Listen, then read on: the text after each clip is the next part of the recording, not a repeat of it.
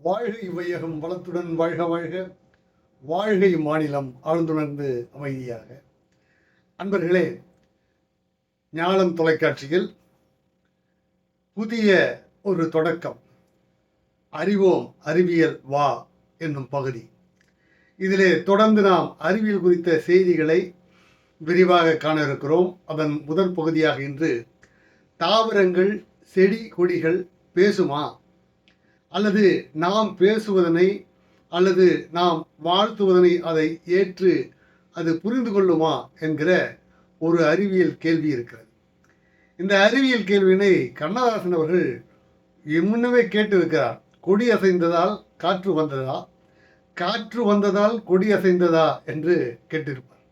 இந்த கேள்வியினை அறிவியலாரிடம் கேட்கும்போது அறிவியலார் என்ன சொல்கிறார் என்றால், தாவரங்களுக்கு சென்ட்ரல் நர்வஸ் சிஸ்டம் என்று சொல்லப்படுகிற மைய நரம்பு மண்டலம் என்று ஏதும் இல்லை.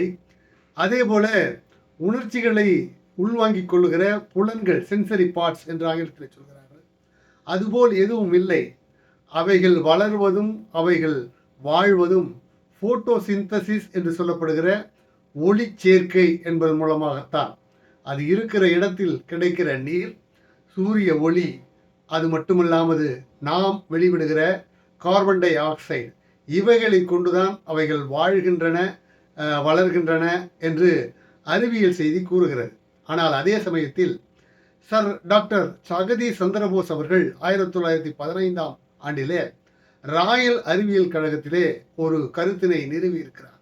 அது என்னவென்றால், செடி கொடிகள் நம்முடைய ரியாக்ஷன் என்று சொல்வார்கள், நம்முடைய செயல்களுக்கு, நம்முடைய வார்த்தைகளுக்கு அவைகள் ரியாக்ட் செய்கிறது என்று சொல்லுகிறார். அதை நிரூபித்திருக்கிறார். அது மட்டுமல்லாது அறிவியல் என்று இல்லாமல் வேறு பல செய்திகள் நம் நாட்டிலே இருக்கிறது. அது என்னவென்றால், இசை என்று எடுத்துக்கொண்டால் சிந்து பைரவி, தேஷ், காபி போன்ற ராகங்கள் எல்லாம் செடிகள் வளர்வதற்கு உறுதுணையாக இருக்கிறது என்று. ஆனால் மனிதர்களாகிய நாம் செடிகளிடத்தில் போய் பேசும்போது அது வாழ்த்தினாலும் அல்லது திட்டி பேசினாலும் அதற்கு தெரிவதில்லை. நாம் அருகாமையில் போகும்போது நம்மிடத்தில் இருந்து வெளிப்படுகிற கார்பன் டை ஆக்சைடு தான் அதற்கு ஊக்கத்தை அளிக்கிறது என்று அறிவியல் செய்தி கூறுகிறது.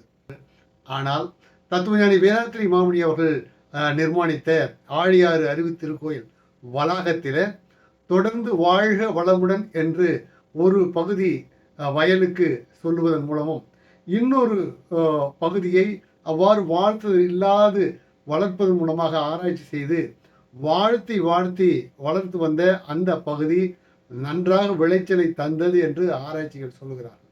ஆனாலும் அறிவியல் என்பது அளவீடுகளால் ஆனது. நாம் வாழ்த்தும் பொழுது அதனுள் ஏற்படுகிற மாற்றங்களை அளவீடு செய்ய வேண்டும். அப்போதுதான் அறிவியல் ஏற்றுக்கொள்ளும். அதுவரையில் இந்த ஆராய்ச்சி தொடர்கிறது என்கிற அளவிலே உங்களுக்கு எடுத்து சொல்லி இன்றைய அறிவியல் சிந்தனை நிறைவு செய்கிறேன். வாழ்க வளமுடன். மகிழ்ச்சி.